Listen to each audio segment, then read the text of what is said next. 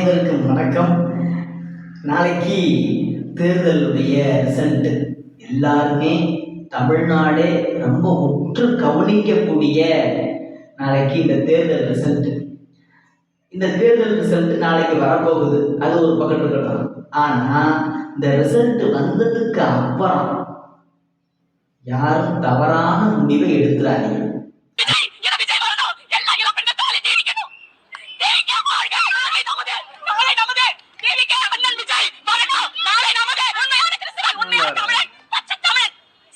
ரொம்ப முக்கியம். தவறான முடிவை யாருமே எடுத்துடக்கூடாது.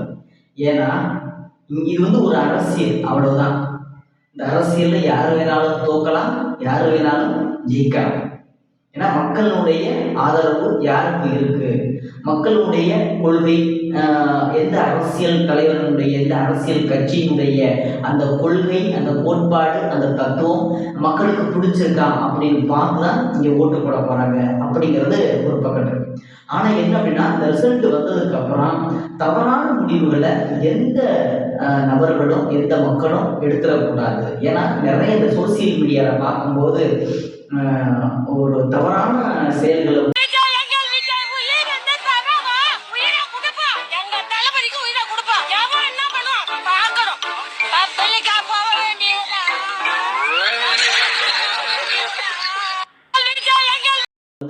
பார்க்க முடியுது. ஸோ அதனுடைய அடிப்படையில நாளைக்கு இந்த ரிசல்ட் வரப்போகுது.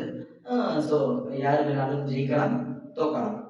அது நாளைக்கு மே 4ஆம் தேதி நம்ம பார்க்க போறோம். ஸோ அதனால யாருமே எந்த ஒரு முடிவையும் எடுத்துடக்கூடாது அப்படின்னு ஒரு பாயிண்ட். இன்னொரு விஷயம் என்ன அப்படின்னா, இப்ப பாத்தீங்கன்னா ரொம்ப பேசு பொருளா இருக்கக்கூடியது யாருன்னா டிவிக்கு தான் ஒரு கருத்து கணிப்பு போட்டிருக்கிறாங்க. அந்த கருத்து கணிப்புல 92ல இருந்து 120 வரைக்கும் அவங்க தொகுதிகளை வின் பண்றதாக ஒரு செய்தியை பதிவு பண்ணியிருக்கிறாங்க. இப்ப என்ன அப்படின்னா, இந்த தொகுதியில இவர் நாளைக்கு இந்த ரிசல்ட் வரும்போது இவர் வாங்கக்கூடிய இந்த வாக்கு சதவீதம் எப்படிப்பட்ட வாக்கு, இவருக்கு யாரெல்லாம் வாக்களிச்சிருக்கிறாங்க அப்படிங்கிறது ரொம்ப முக்கியமான ஒரு பாயிண்ட நம்ம பார்க்கணும்.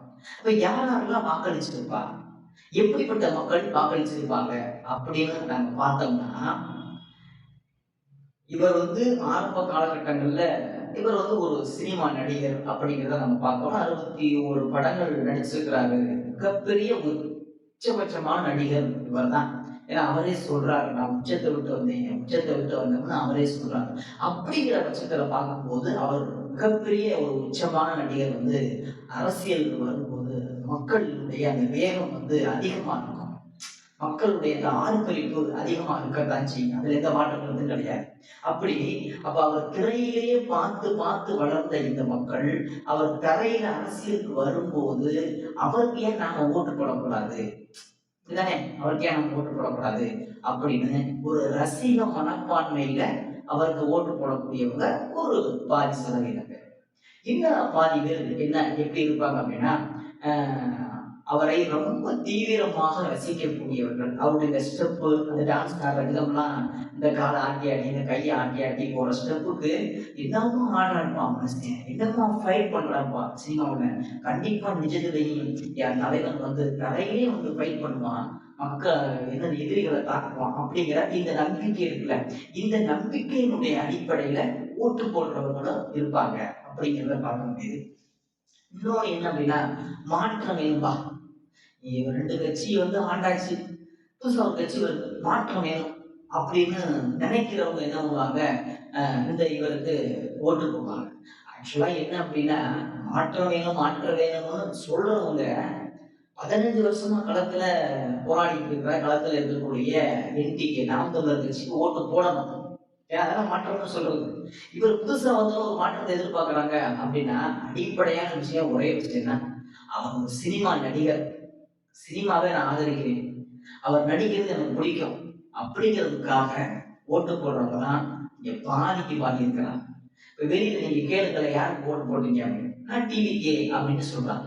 ஏன் டிவிகே ஓட்டு போட்டீங்க, ஏன்னா ஒரு மாற்றம் வேணுங்க அப்படின்னு எடுத்த உடனே அடிச்சிடும். என்ன மாதிரியான மாற்றம் வேணும் அப்படின்னு கேட்டா அதை சொல்ல தெரியாது.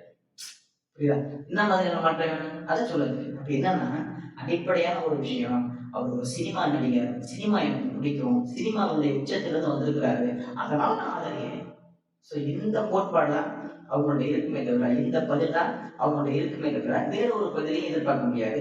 அடிப்படையான இந்த காணொளி முழுமையாக பேசக்கூடிய ஒரு செய்தி என்ன அப்படின்னா, நாளைக்கு ரிசல்ட் வரப்போகுது.